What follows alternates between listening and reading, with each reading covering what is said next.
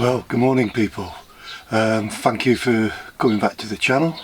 Those that are new to the channel, my name's John and this is Budgie's Bus.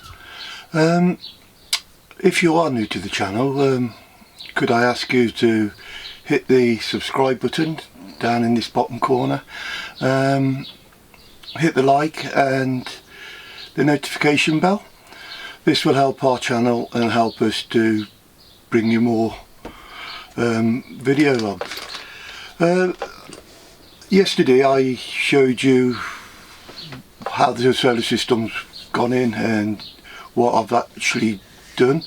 I had a good comment from a gentleman called Ian asking why am I using a B2B instead of the, in my case it's the EBL220 to charge my batteries. Well, there is a good reason for that. The EBL220, let's just call it the battery and habitation controller, because everyone's got a different one. Only has two settings on it. One setting is for lead acid, the second is for gel. Although you can charge lithium batteries from a gel setting, it's not advisable long term because you can't set the minimum and maximum charge levels.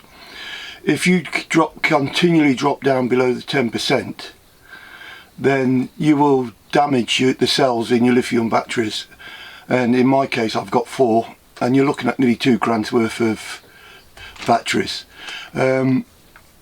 That is why I'm not using the, let's call it, habitation and battery controller box of brains for the camper.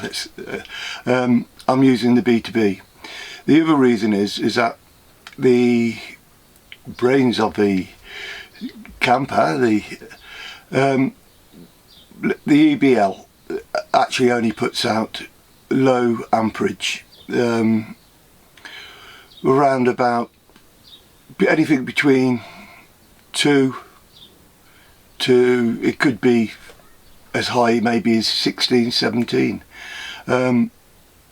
That's when it's plugged into the mains. I don't use mains. If I can help it, I wild camp everywhere. So that is another reason we've got so many solar panels.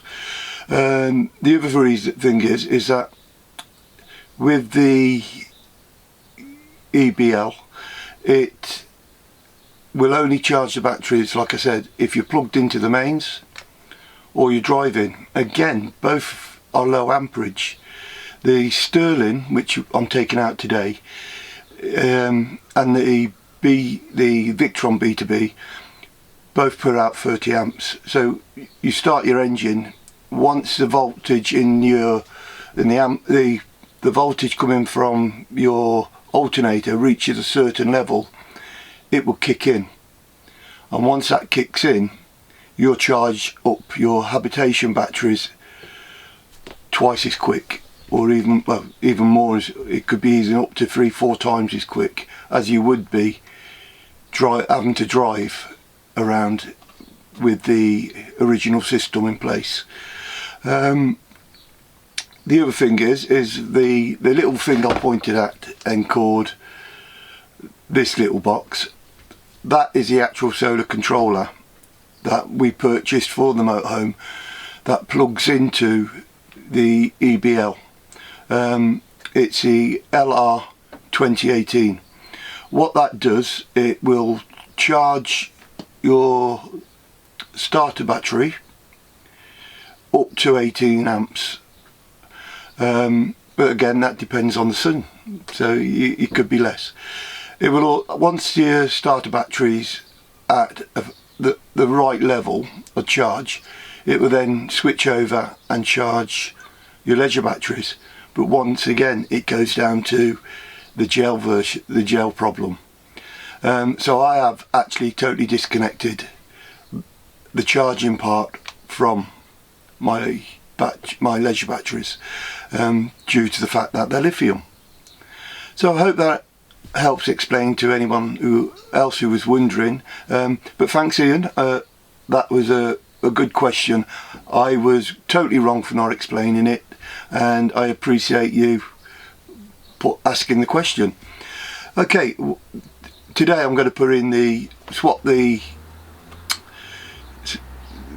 well, I've got it, my brain's dried up, sorry about that. Yeah, today I'm going to change the Sterling B2B to the Victron B2B. Both of them puts out the same amperage. The reason I'm changing, like I pointed out yesterday, is that I cannot tell if I'm actually getting any charge. The Sterling will only charge when it gets to a high voltage. So if you're just sitting there on tick over and you rev the engine, it doesn't automatically kick in. It will sometimes, but other times it won't. So I need something I can see and know is working at all times. So if we're out wild camping, so let's say in Portugal, and we're on an airs or something, or somebody's land where we can stop 3-4 days or even week or more, I don't need to plug in and I don't need to drive. With the Victron, once you start the engine and you give it a few revs, it will automatically kick in and either start charging your batteries or go into float mode. So with the app I can see what it's doing.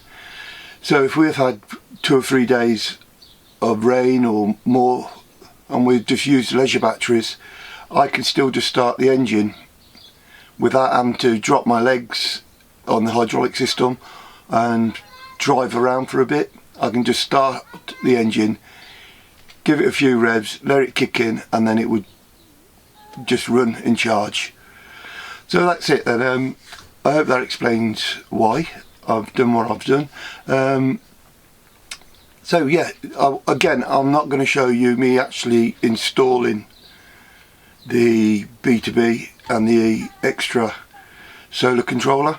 As I've said in the other video, I am a qualified electronics engineer. I have, 12 City and Guilds in electronics and a diploma. My background mainly is in computers and small appliances. So I am able to work at the low voltage that comes in with this system. I will admit I do some 240 volt work on my own vehicles and in my own home.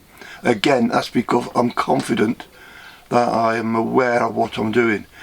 I would not advise any of you to do this work yourself if you are not sure about what's actually happening.